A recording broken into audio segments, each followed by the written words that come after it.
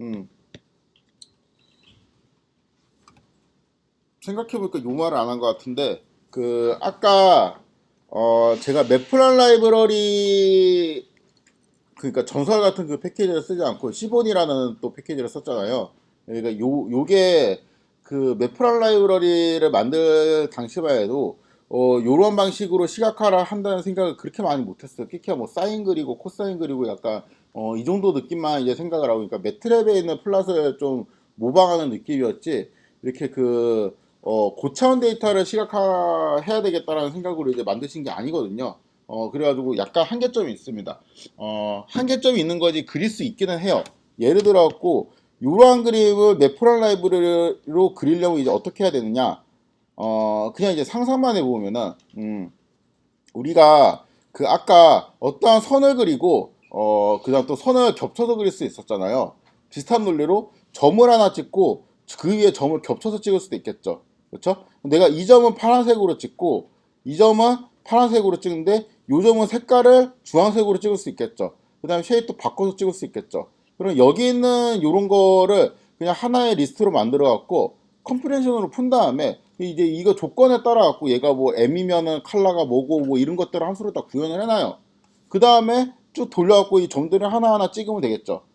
입으로 코딩하는 겁니다. 실제로 제가 안 해봤어요. 할 수도 없을 것 같고. 아무튼 이제 그러한 과정을 해야 되는데 이 CS 출신들이 왜 어려워하냐면은 거의 비슷한 과정으로 이런 거를 그려요. 약간 고민하고 그립니다. 그래서 오히려 이런 시본이나 아니면은 저기 지금 이제 제가 설명을 할 지지플랫 같은 거를 별로 이제 배우고 싶어 하지 않아요. 그러니까 타이디 데이터로 바꿀 필요성은 별로 못 느낍니다, 사람들이. 그냥 이제 이프문이랑 포문 잘 쓰고 그때그때 맞게 이게 그리면 되니까. 근데 결국에는 이제 그러한 방식으로 그리는 건 이제 한계가 있고, 그러한 방식을 이제 보완하기 위해서 이제 시본이 나왔고, 다른 패키지들도 이제 나오게 되는데, 제가 이제 주력으로 소개할 거는 시본이 아니고 지지플랫이라는 거예요. 어, 지지플랫은 이제 보통 통계학과에서 많이 쓰고요. 시본은 그 통계학과에서도 많이 쓰지만 이 데이터 과학을 어, 무슨 뭐 인공지능 학부나 컴공에서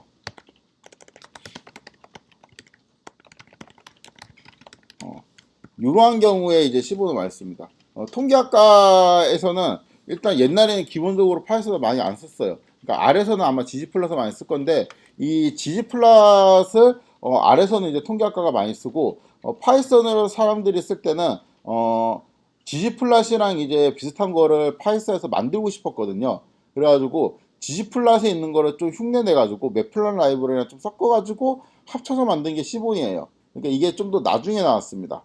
그래서 보통은 이제 데이터 과학을 이제 인공지능학부나 이제 컴공이나 뭐 전작가나 뭐 이런 데서 배우면은 R보다 파이썬을 먼저 배우거든요. R을 아예 안 배울 수도 있고, 그렇게 되면 이제 C본을 많이 쓸 수밖에 없죠. 근데 통계학과는 아마 R을 먼저 배우거나 아니면 같이 배울 겁니다. 그래서 지지플랫을 통계학과에 쓰고, 파이썬은 참 사람들이 마인드가 좀 좋은 게 뭔가 이 자존심 같은 게 없어요. 그러니까 남의 거를 베끼는데 아무 거리낌이 없고 오히려 막 자랑스러워하고 막 이제 그러한 경향이 있는 편인데, 그 결정체가 이제 요 패키지입니다. 플랫 9이라는 패키지인데 그냥 아래에 있는 지지 플러스 그대로 베꼈어요. 그냥 대놓고 이거는 아래에 있는 지지 플러스 파이썬으로 구현한 것이다 라고 그냥 홈페이지 대문에 그냥 써놓고 그 기능들을 그대로 갖고 왔습니다. 그래서 이 플랫 9은 또 C1보다 조금 더 이제 더 늦게 나온 걸로 알고 있는데, 요거는 아래에 있는 지지 플랫이랑 또 개념이 비슷하고 C1보다는 이런 고차원 데이터를 표현할 때 유리한 면이 있어갖고 제가 지지 플랫을 소개하도록 하겠습니다. 이런 방식으로 임포트를 하고요. 넘파이하고 파나스를 불러오고, 프롬 플랜, 그러니까 플랜 나이에 있는 모든 함수를 이제 다 불러와라 라고 하면 이제 어떤 일이 생기냐면, 원래는 이제 임포트 플랜 나이 하면 플랜 나이 점 찍고 어떤 함수 같은 거를 써야 되는데, 요렇게 불러오게 되면은 그 플랜 나이 점 찍는 거를 그냥 생략하고 바로 쓸 수가 있어요.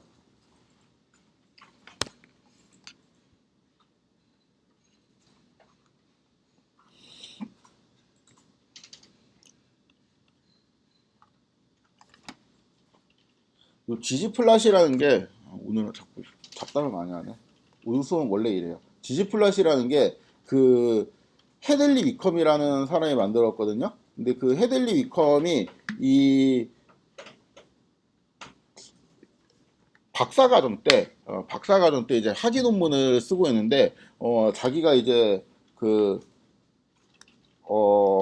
저도 어디서 들은 얘기라서 제가 이제 개인적으로 친한 건 아니고 어디서 들은 얘기라서 그냥 주워 들은 거를 또 이제 하면은 이제 뭐 논문을 쓰다 보면은 이거 뭐 색깔 좀 바꿔봐라, 이거 크기를 좀 다르게 해봐, 그러니까 뭐 요런 거 있죠, 요런 거 있으면은 야 이거 그래 아이디어 좋다, 아이디어 좋은데 얘하고 난 잘 구분이 안 간다, 요거는 좀 크게 하면 안 돼, 이거 좀 손을 두껍게 하면 안 돼, 이런 거를 자꾸 이제 요구를 했다고 합니다. 근데 이런 거를 뭐 두껍게 하는 게 이렇게 그렇게 쉬운 건 아니거든요. 그러니까 이게 이제 있는 옵션을 쓰는 건 쉬운데 없는 옵션인데 좀 더 이제 두껍게 만들어 봐, 이렇게 뭐 지도교수가 이제 하면은 하기는 해야 되잖아요. 그래서 이제 그런 거를 하면은 막 이런 거를 하다가 너무 스트레스를 받아가지고 지지플랫을 만들었다고 해요. 그래서 아무튼 박사과정 때 만들었는데 이 지지플랫을 만들고 보니까 그러니까 그거를 만들다, 그러니까 내가 이게 그 기본적인 R 패키지로는 그림 그리는 게 너무 힘들다, 나는 스트레스 받는다 라고 해가지고 새로운 거를 만들었는데, 새로운 패키지를 만들 때 그럼 그래프를 어떻게 그리는 게 효율적인가 이런 거를 막 공부를 하다가 뭐 이 찰스 미나드에 대한 도표를 보고 이 사람도 감명을 크게 받았어요. 그래서 요런 거 이러한 그래프조차도 되게 단순한 문법들로 내가 쭉쭉 그릴 수 있으면 좋겠다. 그러니까 예를 들어 가지고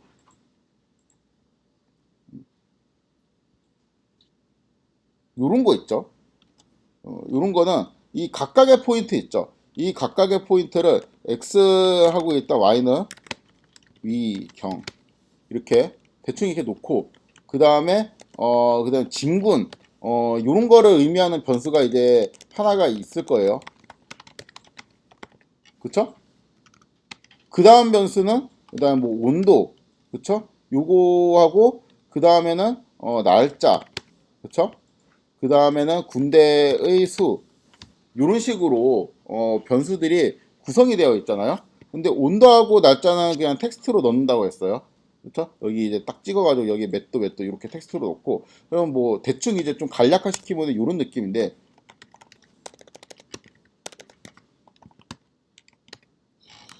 이런 데이터 프레임을 만약에 이런 식으로 정리한다고 생각을 해보자. 그러니까 XX 위도경도 이렇게 만들어요. 그 다음에 요거는 뭐 진군이다. 그럼 진군 쓰고 군대 숫자는 뭐 요만큼 있다. 이런 식으로 만들어요. 그 다음 열도 뭐 이렇게 해요. 얘는 그 다음 데이터는 뭐 회군이다. 군대의 수는 뭐 많이 줄었다. 이런 식으로 만들어요. 그래서 플랫 그려라. X는 뭐 위, Y는 경, 그 다음에 뭐 칼라는 없는 문법이에요. 그냥 혼자 상상을 한 겁니다. 진군, 회군 요 컬럼을 내가 컬러로 잡고, 그 다음에 뭐 이거 라인 뭐 요런 거를 옵션으로 줘가지고 요거는 군대의 수, 이렇게 해서 그림은 얘가 나와야 되는 거 아니야? 라고 상상을 한 거죠. 요렇게 우리가 옵션을 주려면 데이터가 어떻게 정리가 되어 있어야지를 역으로 상상하니까 요렇게 정리가 되면 되겠네? 또 상상을 한 거였죠. 그래서 이런 것들을 이제 그 타이디 데이터라는 개념으로 이런 걸 좀 구체화시켜 가지고 패키지를 만든 게 지지플랫이라는 패키지예요. 그러니까 이 사람이 생각해 보니까 이렇게 하는 게 좀 더 편하겠다. 그래서 요 패키지를 만들고 아까워가지고 거의 뭐 학위 논문부이랑 비슷하게 이제 고생을 한 것 같으니까 이거를 논문을 냅니다 또. 그래서 논문 이름이 요거예요. 그림을 그리는 문법이다. 뭐 거의 그런 느낌이죠. 요 논문이 그냥 그림을 좀 이런 식으로 그리면 효율적이지 않겠냐라고 하면서 패키지를 이제 쭉 설명하고 마지막에, 그러니까 이 논문이 지금 여기서는 이제 안 열리는데 마지막에 이제 이 사람의 논문 마지막 결과를 딱 제시한 게 찰스 위나드의 도표를 되게 간단한 코드로, 진짜 저런 코드로 재현을 합니다. 그래서 그거를 보고 사람들이 또 많이 충격을 받았죠. 그래서 그 다음에는 이제 또 디지플랫에 있는 스타일대로 그림을 그리려고 많이 노력을 해요.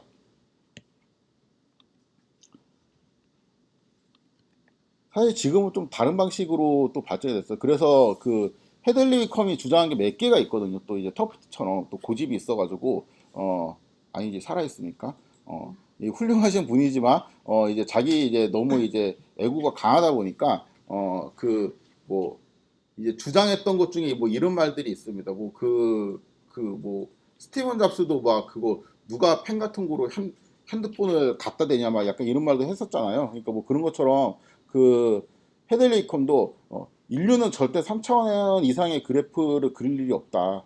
모든 거를 2차원에 하고 거기에다가 그 패널을 늘리는 방식으로 색깔이나 뭐 이런 거를 이제 늘리는 방식으로 고차원을 표현하는 거지. 그 3차원 축을 3개 잡아가지고 하면은 뭐 종이에다가 그거를 볼 거야. 약간 이런 느낌이었어. 근데 요즘은 그게 좀 많이 이제 개념이 깨지고 있습니다. 워낙 다양한 데이터가 있고 그렇기 때문에 이제 아무튼 훌륭하신 분입니다. 예, 훌륭하신 분이에요. 요거는 그 MPG 데이터인데 여기 있는 거 이제 자동차에 대한 정보입니다. 자동차에 대한 정보인데 그 뭐 변수들은 이제 그냥 적당히 GPT한테 물어보면 뭔지 잘 알려줄 거예요. 그러니까 요거는 이제 그 제조사고 이 제조사에서 나온 차 모델이고 그러니까 이거 뭐 기아, 그다음 여기 뭐 K5, K7 뭐 이런 거겠죠. 만들어진 연도하고 이건 뭐 그 여러 가지 이제 변수가 있는데 요거는 이제 사이즈를 의미하고 요런 데이터를 이제 불러옵니다. 몇 개만 설명하면은 얘는 엔진의 크기를 의미해요. 요 변수는. 그 다음에 요거는 연료의 효율, 그러니까 연비를 의미하니까 동일한 연료로 내가 넣었을 때 이 차가 얼마만큼 멀리 나갈 수 있느냐. 요런 거를 의미를 해요. 이거 옛날 강의 노트라서 이렇게 썼는데 그냥 GPT한테 물어보면 이제 잘 알려줍니다. 변수 이름들. 이 데이터를 불러와서 한번 그 고차원 자료를 시각화하는 예제를 살펴보도록 하겠습니다. 일단 지지플랫이라는 거를 쓸 거고요. 여기에서 이 문법을 좀 잠깐 설명을 하면은 1 더하기 1 이렇게 하면 2가 나오잖아요. 이게 내가 이제 그 코드를 칠 때 보면 1 더하기 1이 너무 길게 느껴질 때가 있잖아요. 그러면은 이제 뭐 이거는 길진 않은데 이렇게 할까? 이러면은 에러 날 텐데. 하여튼 뭐 이런 게 있다고 칩시다. 그러면 예를 들어 가지고 내가 이제 이 1 더하기 1을 너무 길어갖고 그냥 내 마음대로 이렇게 잘라갖고 이렇게 하면은 에러가 나겠죠, 당연히. 그렇죠? 왜냐면 1 플러스가 뭐야? 라고 이제 물을 거 아니에요. 만약에 내가 1 이렇게 하고 플러스 이렇게 하면은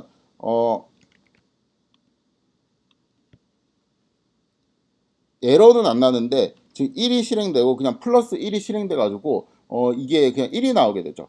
그렇죠? 그러면은 요게 얘가 이거 이어진 건데 사실은 요건데 내가 이거 길어갖고 이렇게 쓴 거야 라는 거를 좀 표시를 하고 싶단 말이에요. 이렇게 하면 됩니다. 2가 나와요. 이거를 왜 하냐면은 이게 이렇게 보니까 좀 잘려가지고 요거를 이렇게 표현하도록 하겠습니다. 똑같은 거죠. 그렇죠? 주바꿈. 네, 요거는 줄을 바꾸지 않아도 인식을 해요. 왜냐하면은 그 컴퓨터가 이제 가로를 열면은 언젠가 닫아야 되는데 닫지 않고 뭐가 끝났네 해서 기다립니다. 그래서 이렇게는 인식을 해요. 그러면 요거 있죠. 요거는 그 지금 DF라는 건 아까 이제 요렇게 생긴 건데 요렇게 생긴 거였는데 지지플랫이라는 거를 이용해서 요 df라는 데이터 프레임을 데이터로 사용해서 뭔가 할 거야 라는 뜻입니다. 요 뒤에 있는 내용은 제가 좀 더 자세하게 계속 설명을 할 거예요. 그리고 여기에는 내가 스캐터 플랫이라는 거를 그릴 텐데 이게 이제 기본적인 문법이거든요.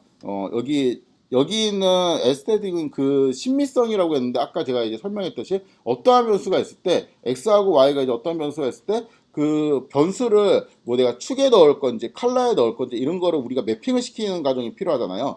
그런 거를 이제 머릿속에 해야 되겠죠. 그거를 매핑 과정을 컴퓨터한테 전달을 해야 되기 때문에 이렇게 매핑을 내가 신미성에 대한 매핑을 어떻게 할 건지 이런 거를 정의를 해줍니다. 그래서 내가 이 df라는 데이터 프레임에는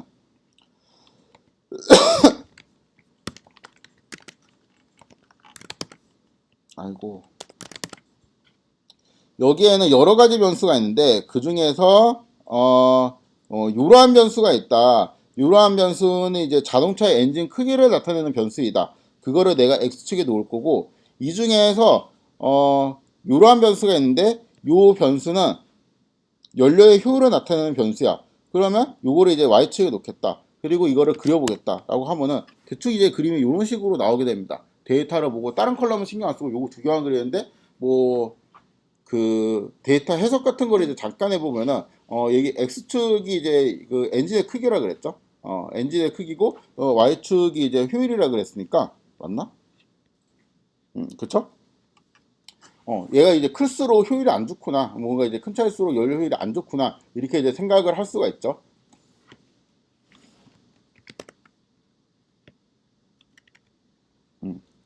아무튼 요게 기본 문법이에요. 그러니까 어떠한 데이터를 쓸 건지, 내가 이제 뭐를 그릴 건지 알아야 되니까. 왜냐하면 그냥 이렇게 하면은 얘가 이 문자들이 뭐를 의미하는지 모르잖아요. 근데 만약에 데이터 프레임을 입력으로 전달을 하게 되면은 이 데이터 프레임에 있는 컬럼 이름이라는 걸 최소한 인식을 할 수 있잖아. 그러니까 이 데이터 프레임을 전달을 해야 되고, 그다음에 이제 매핑을 할 때 X축에는 이 데이터 프레임에 어떤 컬럼을 쓸 건지를 이제 전달을 해야 돼요. 그래갖고 이제 기본적으로 얘는 입력이 뭐라고 상상을 하냐면은 벡터가 아니고 데이터 프레임이라고 생각을 해요. 그러니까 그 매프랄 라이브러리는 입력이 벡터라고 상상을 하고 있거든요. 기본적으로 X축은 어떤 벡터, Y축은 어떤 벡터, 이렇게 상상을 하는데 얘는 입력 자체가 그냥 데이터 프레임이라고 상상을 하고 있습니다. 그래서 컨셉이 조금 달라요. 요거하고 이제 똑같은 게 이제 요 코드인데, 이 데이터 땡땡 요 부분을 생략을 할 수 있고 요것도 생략을 할 수 있어요. 그래서 이 코드를 살펴보면은 그냥 이렇게 돼 있죠.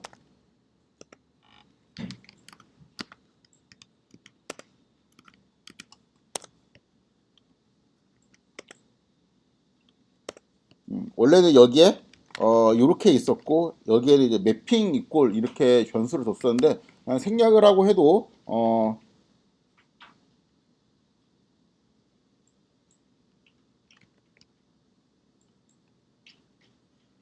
뭐야 이거?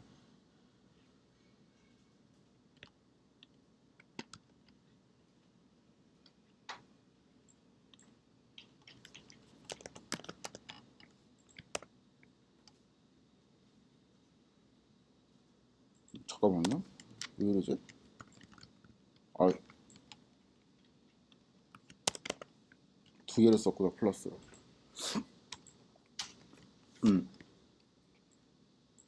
이렇게 나오게 됩니다. 그래서 그 생략할 때는 이렇게 하면 되는데, 이제 불필요한 점 이런 거는 이제 생략할 수 없어서 그냥 계속 써야 돼요.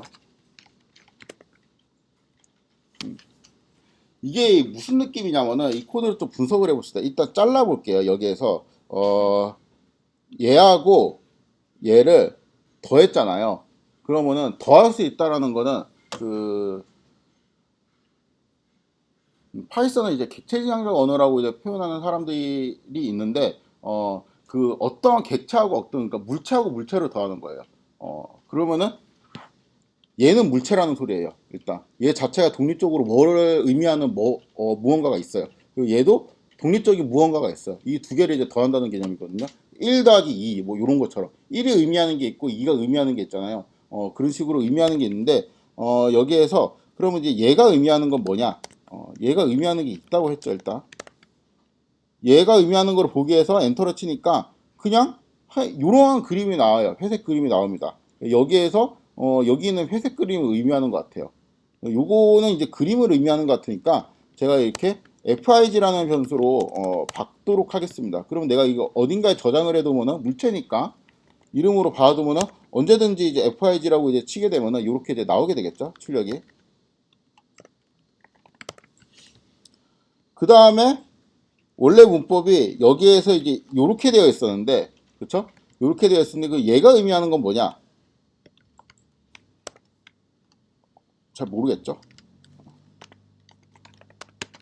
포인트라고 이렇게 받도록 하겠습니다. 그러면은 결국에는 여기에는 얘가 있는데 여기에다가 포인트라는 거를 더하게 되면은 이렇게 된다는 거잖아요. 문법상으로. 그쵸? 다시 이렇게 했죠? 요거를 그리면은 얘가 나와요. 그쵸? 얘를 내가 이렇게 저장을 했어요. 그 다음에 이 뒷부분을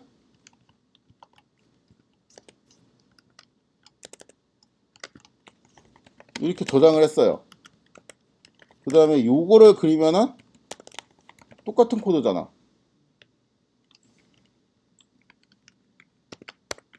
그쵸? 근데 얘만 그리면 도화지죠. 그럼 포인트가 의미하는 거는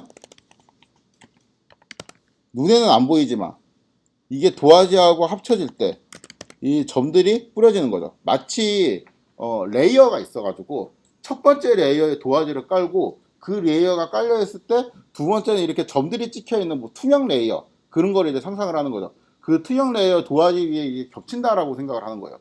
그렇게 되면은 이러한 그림이 보인다. 그래서 이름이 이렇게 되어 있죠. 이러한 개념으로 설계를 한 겁니다.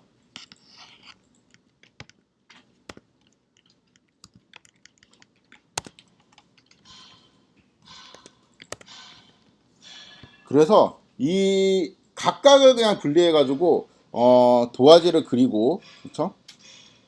얘는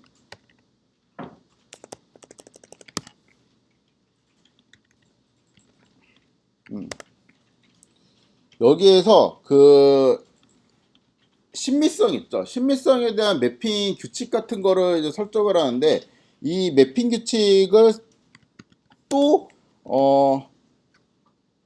따로 정의를 해서 요것도 그냥 물체화 시켜가지고 정의를 하면은 이제 이런 식으로 A1이라고 제가 받았거든요. 그러니까 X 땡땡 이렇게 되어 있고 Y 땡땡 이렇게 되어 있습니다. 이거 딕셔너리 같네요. 그렇죠? 심지어 옛날에 이거 딕셔너리였을걸? 그 다음에 좀 바뀌었던 것 같은데. 타입을 찍어보니까 딕셔너리는 아니고 출력이 딕셔너리처럼 보이는데 타입이 이제 딕트라고 나오진 않죠. 하여튼 근데 딕셔너리 같은 기능을 하고 있습니다. 그래서 이러한 그 매핑 규칙 같은 거를 따로 정의를 해놓고 그 다음에 이 매핑 규칙을 요 함수의 입력으로 전달을 해줘요. 이거는 생략을 해도 된다고 했으니까. 그러면은 이 함수의 결과로 어떤 포인트라는 게 만들어지는데 이 포인트는 그냥 투명 시트에 점들이 찍혀 있는 그거라고 했죠. 그럼 이 함수는 투명 시트를 만드는 함수고, 그렇죠? 투명 시트에 이제 점들을 내가 어떻게 찍을래를 정의하는 규칙은 여기에 있는 물체를 통해서 우리가 알 수가 있겠죠.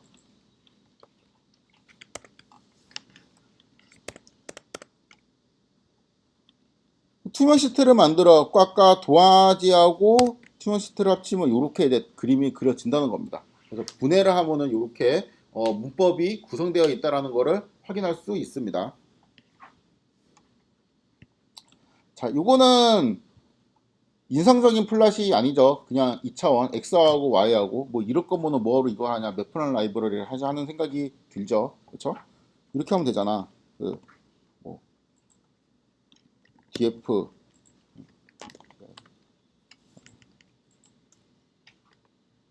로고하고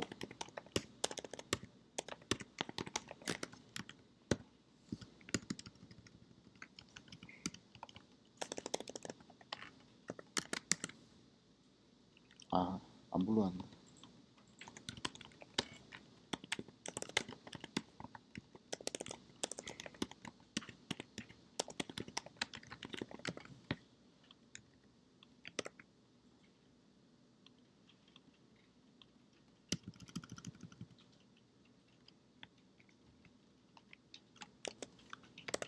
왜 안 나오지?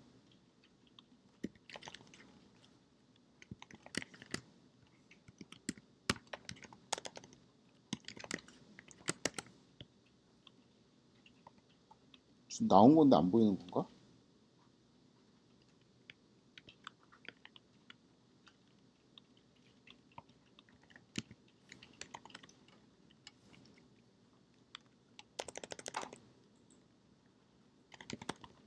뭐지?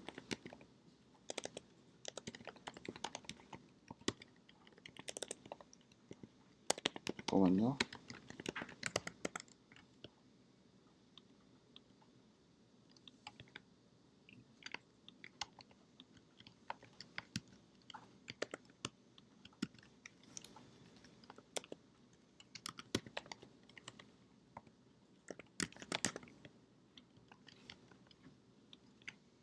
아유 귀찮아. 씨. 그게 생각을 안 해가지고. 이거 나와요? 저만 안 나와요? 저는 왜 안 나와요? 나와요? 나오죠? 나올 거예요 원래. 갑자기 당황하게 왔네. 나와요 원래.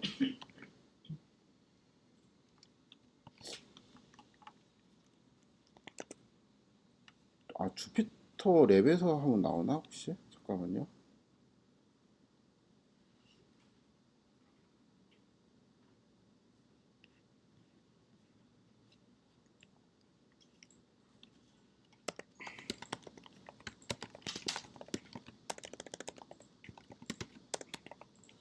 주피터가 저번 주 수요일인가 업데이트 됐거든요. 이게 그냥 나왔던 것 같은데.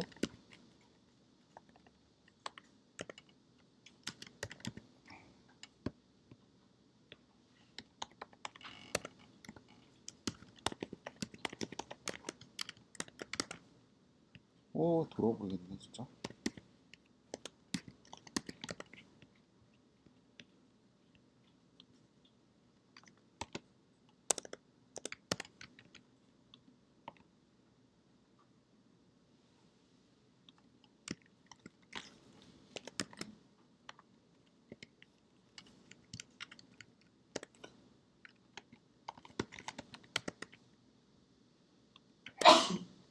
아니 모르겠다. 이거 제가 쉬는 시간에 좀 찾아볼게요. 나오죠? 저만 이런 거죠 지금 이거.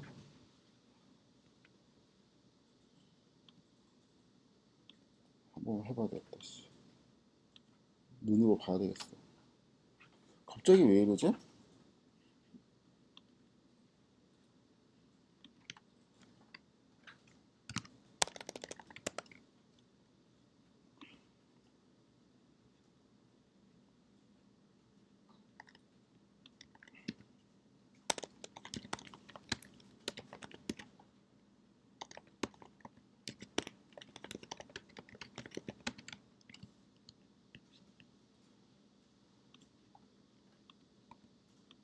뭔가 이상하다 이거. 코드도 좀 다르게 돼 있네.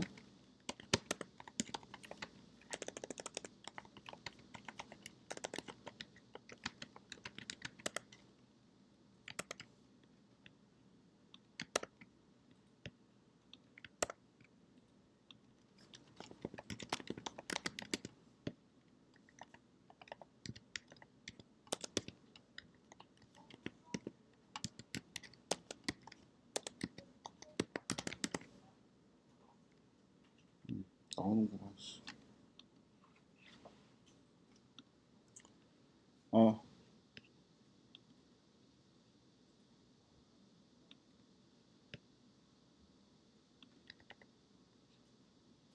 음,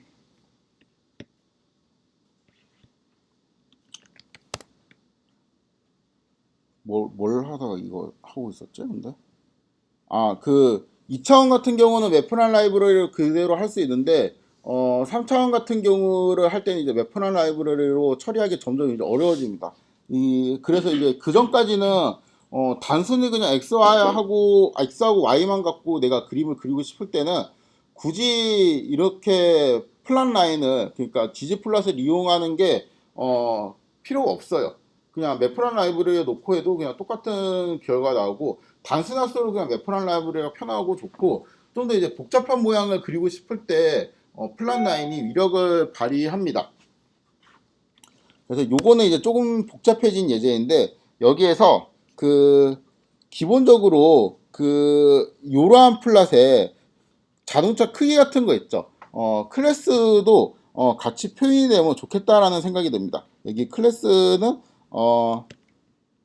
클래스에 있는 정보를 좀 볼까요?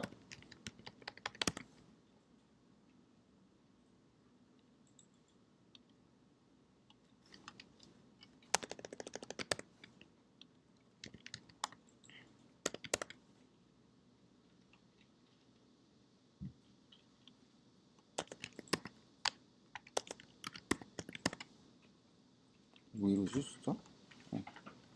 뭔가 느낌이 이상하죠. 어, 뭐 요런 여러 가지 이제 변수들이 있는데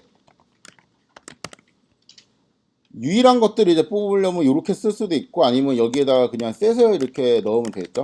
이게 더 편할 수 있겠다. 그럼 이제 뭐 두 명이 탈 수 있는 거 뭐 작은 사이즈, 뭐 중간 사이즈, 뭐 미니밴, 그 다음에 뭐 SUV 이런 식으로 차들의 이제 클래스가 나누어지게 됩니다. 그래서 여기에서 내가 이제 그림을 그릴 때 어떻게 그리고 싶냐면은 일단 도화지를 한 장 만들고 그 위에다가 이러한 포인트를 이제 겹칠 건데 매핑은 어떻게 할 거냐면은 X축에다가 XY는 지금 똑같이 하고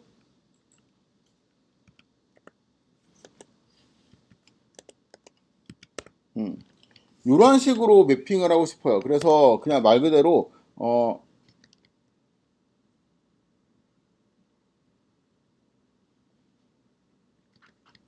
잠깐만 이거 좀 쉬었다 하도록 할게요.